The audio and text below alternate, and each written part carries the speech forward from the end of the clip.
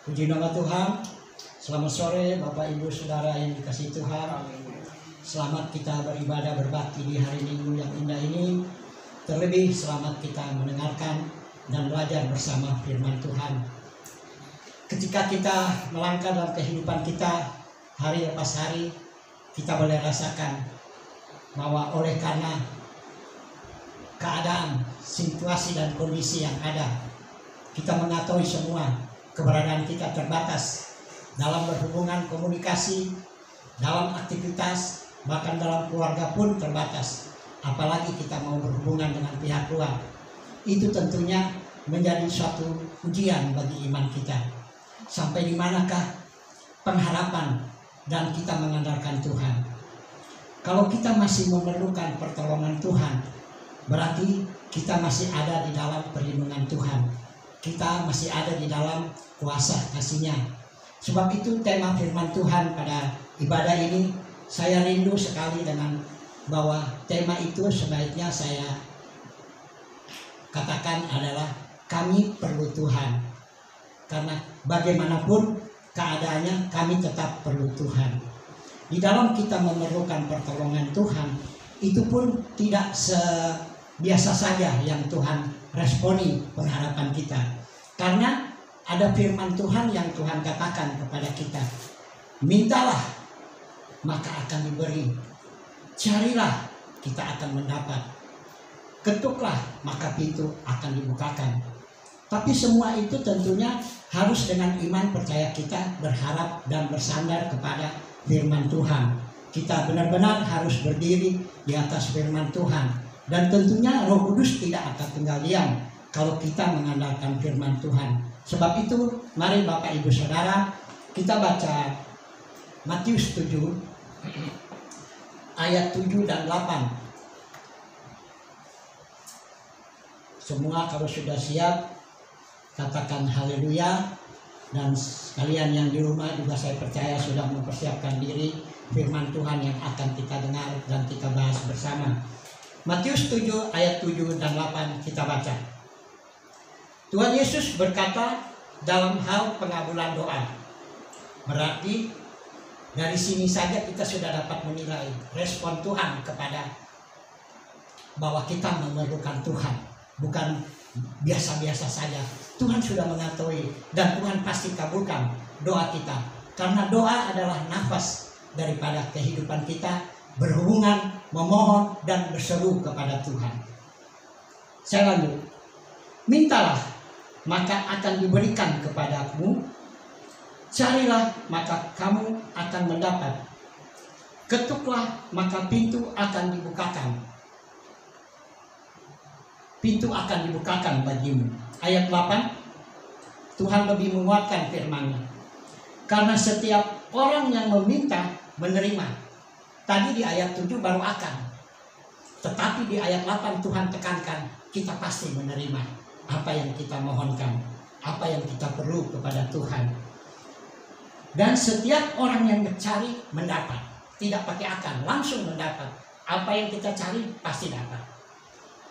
Dan setiap orang yang mengetuk, baginya pintu dibukakan. Haleluya.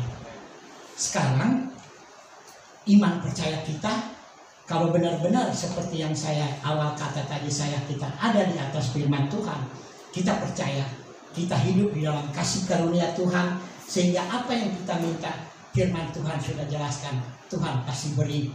Apa yang kita cari, Tuhan pasti memberi kita untuk mendapatkan apa yang kita cari. Bahkan pintu yang kita ketok, Tuhan bukakan. Dalam hal ini, saya rindu untuk membawa kita kepada ayat pokok tadi yaitu 7 dan 8. Tadi kita sudah minta dan sudah mencari. Sekarang mengenai pintu. Pintu itu saya ingin bahwa kita semua belajar bahwa pintu itu adalah miliknya Yesus. Kenapa saya berani bilang milik Yesus? Karena di ayat 13 Yesus memerintahkan. Kita baca di ayat 13. Pasal 7 ayat 13 mengatakan, masuklah melalui pintu yang sesak itu. Yesus bilang, jangan pilih pintu yang lebar. karena di dalam pintu yang lebar menuju kepada kebinasaan. Sengaja Tuhan suruh kita ketuk pintu yang sempit. Kita nggak usah takut walaupun sempit. Karena apa? Kita hidup di dalam pimpinan Roh Kudus. Kita hidup di dalam Roh. Kita tidak hidup sama seperti mereka yang hidup di dalam kedagingan. Kalau orang hidup dalam kedagingan, saya percaya dia tidak bisa masuk dalam pintu yang sempit. Tapi kalau kita hidup di dalam Roh, yaitu di atas berdiri di atas firman Tuhan, seperti yang Tuhan ajarkan dan Tuhan perintahkan, masuklah ke pintu yang sempit itu. Kita lanjutkan. Karena lebarlah pintu dan luaslah jalan yang menuju kepada kebinasaan. Tadi pintu yang lebar. Dan banyak orang masuk melaluinya. Kemudian ayat 14, Yesus berkata, karena sesaklah pintu dan sempitlah jalan yang menuju kepada kehidupan, dan sedikit orang yang mendapatinya. Haleluya. Nggak banyak yang ikut jalan pintu yang sempit. Karena dari dulu juga Tuhan Yesus yang mengatakan, kalau mau ikut aku harus pikul salib. Itu artinya. Jadi kalau kita mau ikut Yesus, pikul salib artinya mau masuk ke dalam pintunya Yesus yang sempit itu. Tetapi terlalu berani saya mengatakan, pintu ini waktu kita ketok yang buka Yesus. Oleh sebab itu firman Tuhan yang akan menguatkan perkataan saya. Kita baca di Yohanes 10. Kita lihat di Yohanes 10. Siapakah yang mempunyai pintu itu? Kita yang mengetok dan siapa yang membuka? Yohanes 10 ayat 9.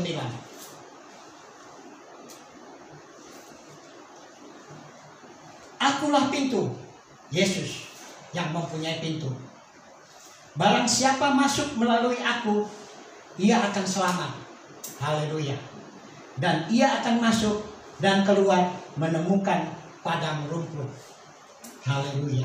Kenapa ada padang rumput? Karena di Yohanes 10 ini berbicara tentang Yesus adalah gembala. Dan kita adalah domba-dombanya. Domba-domba adalah makanannya rumput yang hijau. Yang tadi firman Tuhan sudah katakan, Tuhan menyediakan padang rumput yang hijau untuk domba-dombanya. Jadi awal kata tadi bahwa kita menghadapi tantangan, persoalan, masalah, kita tidak usah khawatir. Ketika kita bersandar kepada nama Tuhan Yesus, Tuhan Yesus senantiasa menyediakan apa yang kita perlukan. Waktu kita minta, waktu kita cari, kita mengetuk, pintu dibukakan. Sebab itu, marilah kita Bapak Ibu Saudara yang dikasih Tuhan, tetaplah bertahan dengan iman percaya kita masing-masing. Apapun yang ada di depan kita, masalah anak, masalah pekerjaan, masalah ekonomi, masalah apapun, tidak akan menggoyangkan iman percaya kita. Bahwa janji firman Tuhan bukan hanya bilang akan, tetapi Tuhan bilang ketika kita minta, Tuhan beri. Ketika kita mencari, kita mendapatkan. Ketika kita mengetok, Tuhan buka pintunya. Tetapi saudara, kalau sedikit saja kita lengah, kita dikuasai oleh roh jahat, kita dibawa menyimpang dari segala kehidupan kita untuk taat kepada firman Tuhan, maka tentunya kita akan menjadi seperti jemaat di Laodikia. Mari kita baca Wahyu 3. Haleluya. Ini bagi orang yang tidak hidup dalam Tuhan. Dia sudah ada dalam Tuhan. Tadi dia sudah ketuk, sudah masuk, pintu sudah dibukakan. Dan ketika dia ada di dalam Tuhan, dia tawar hati. Dia menjadi sombong. Dia mengandalkan diri bahwa dia kaya. Tetapi di pandangan Tuhan, sebenarnya dia telanjang. Dia miskin. Dia melarat. Mari kita baca bersama. Wahyu 3 ayat 17 sampai 19. Hati-hati Bapak Ibu Saudara. Kalau kita sudah di dalam Tuhan, ayat ini menguatkan bahwa kita akan terbawa oleh kesombongan. Kita baca bersama. Karena engkau berkata, aku kaya dan aku telah memperkayakan diriku, dan aku tidak kekurangan apa-apa. Dan karena engkau tidak tahu bahwa engkau melarat dan malang, miskin, buta, dan telanjang. Haleluya. Ayat 19, barang siapa kukasihi, kutegur, dan kuhajar. Sebab itu relakanlah hatimu dan bertobatlah. Masih ada kesempatan. Masih ada. Tuhan mengasihi. Tapi dengan mengasihinya Tuhan beda dengan yang tadi di Matius 7.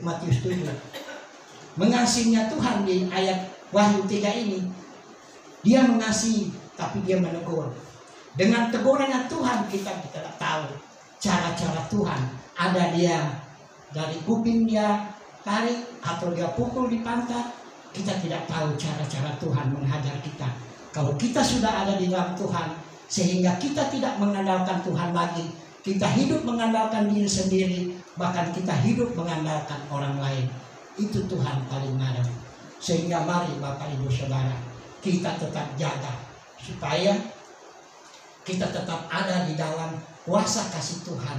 Tuhan akan menuntun perjalanan hidup kita, menghadapi apapun yang ada di depan kita. Tuhan perisai kita, Tuhan pembela kita. Kalau hidup sudah tidak mengandalkan Tuhan lagi, maka Roh Kudus juga akan keluar dari dalam kehidupan kita. Tetapi ketika Yesus mengasihi kita, dengan caranya dia akan menegur kita, tentunya Yesus akan mengetuk pintu kita. Di mana waktu Yesus mengetuk pintu hati kita? Kita lihat di Wahyu 3 ayat 20. Wahyu 3 ayat 20. Lihat, aku berdiri di muka pintu. Yesus berdiri di muka pintu, mengetuk pintu hati kita. Tadi kita di Matius 7 mengetuk pintunya Yesus supaya kita diperbolehkan masuk. Tetapi di sini terbalik. Yesus yang mengetuk karena dia mengasihi kita. Kita sudah terlalu jauh melangkah, meninggalkan kehebatannya Tuhan, terlalu percaya bahwa kita kaya. Nggak taunya kita telanjang, kita malang, kita melarat. Ini saudara, Bapak Ibu yang dikasihi Tuhan, kita tetap selalu berharap belas kasihan Tuhan. Mari buka pintu hati. Kita lanjutkan. Jikalau ada orang yang mendengar suaraku. Jadi Yesus dari waktu mengetuk pintu bersuara. Kita harus peka, harus punya suara mendengarkan firman, suara mendengarkan Roh Kudus. Jangan suara mendengarkan lagu-lagu atau mendengarkan yang lain-lain, tetapi kita harus peka dengan suaranya Tuhan. Ketika Tuhan mengetuk pintu hati kita, dan Tuhan bilang di sini, dengar suaraku dan membukakan pintu. Aku akan masuk mendapatkannya, dan aku akan makan bersama-sama dia, dan ia bersama-sama dengan aku. Haleluya. Bersama-sama kita makan sehidangan dengan Tuhan, yaitu kita tetap selalu ada di dalam perlindungan kasihnya Tuhan. Saya melihat dari semua kita yang ada, kebaikan Tuhan masing-masing kita mempunyai kesaksian sendiri, di mana Tuhan menolong si A, Tuhan menolong si B, Tuhan menolong saya. Berbeda caranya dari segala aspek kehidupan kita. Bahkan walaupun kita sudah melangkah jauh, Tuhan mengasihi dan Tuhan menegur dengan caranya Tuhan. Asalkan kita mau bertobat. Seperti saya teringat kepada kesaksian Bapak Gembala.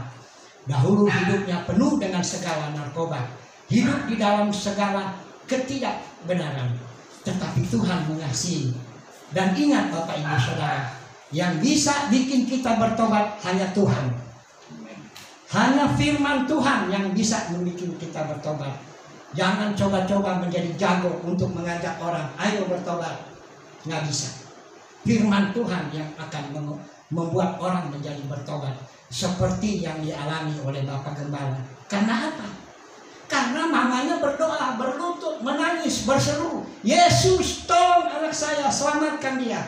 Sehingga jadilah Bapak Gembala menjadi gembala gereja ini. Semua karena firman Tuhan. Begitu juga saya mempunyai kesaksian sendiri. 11 tahun rumah saya sudah di pengadilan, tinggal di vonis 10 milik mereka. Saya promo nggak punya rumah. Tetapi karena saya siang malam dengan istri, dengan anak-anak berseru, Yesus tolong saya. Seperti yang di firman Tuhan katakan, berseru dan berserah kepada Tuhan, maka pasti Tuhan akan menolong kita. Jadi kembali kepada kesaksian-kesaksian, kita mempunyai pengalaman dengan Yesus. Kalau kita tidak pernah ditolong oleh Tuhan, kita harus pertanyakan, siapakah kita di hadapan Tuhan? Mari kita koreksi diri kita masing-masing. Kalau kita masih kurang, kita tetap berharap dan bersandar kepada Tuhan. Kebaikan Tuhan sungguh luar biasa. Kita bisa lihat bukti nyata di dalam Mazmur 46. Kita baca Mazmur 46.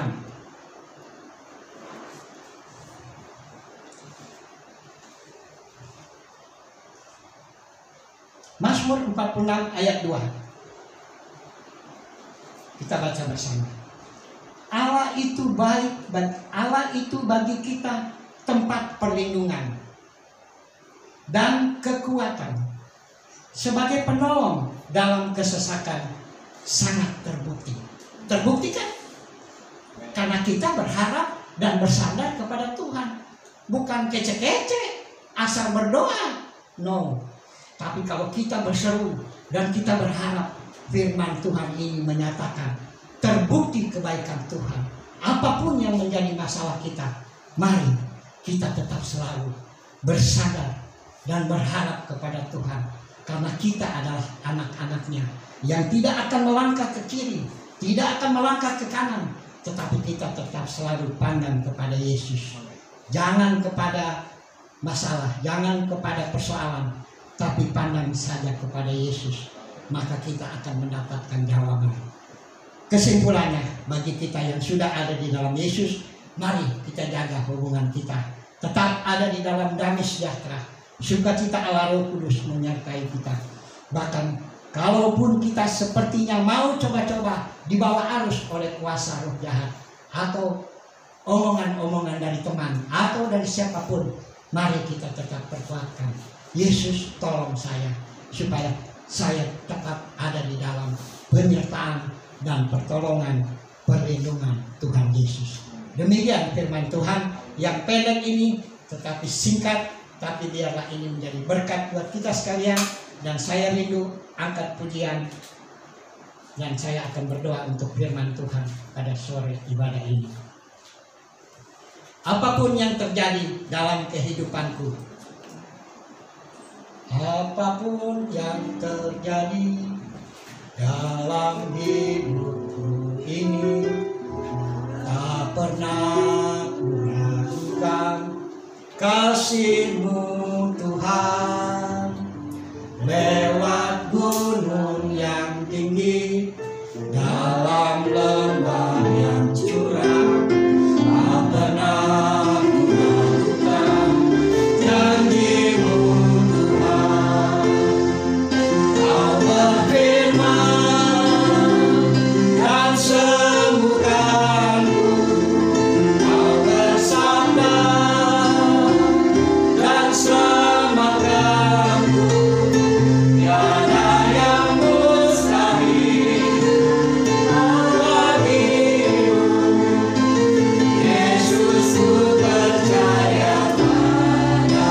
Kau berfirman dan sembuhkanku, Kau bersabda dan selamatkanku. Tiada yang mustahil bagimu, Yesus, ku percaya pada. Yesus, ku percaya. Yesus, ku percaya padamu. Terima kasih Tuhan atas firman yang Tuhan sudah berikan pada ibadah ini. Biarlah Tuhan firman-Mu ditanamkan di dalam kehidupan kami. Roh Kudus membawa kami untuk lebih setia dan taat, merenungkan dan melakukan firman-Mu. Berkatilah hamba-Mu yang sudah berhenti berbicara. Biarlah Tuhan hamba-Mu boleh menjadi alat di tangan Tuhan, menjadi saksi-Mu, bahkan menjadi berkat buat orang lain. Terpujilah Engkau Bapa, dalam nama Tuhan Yesus. Kami sudah berdoa dan mengucap syukur atas firman Tuhan sore hari ini. Haleluya. Amin. Puji Tuhan.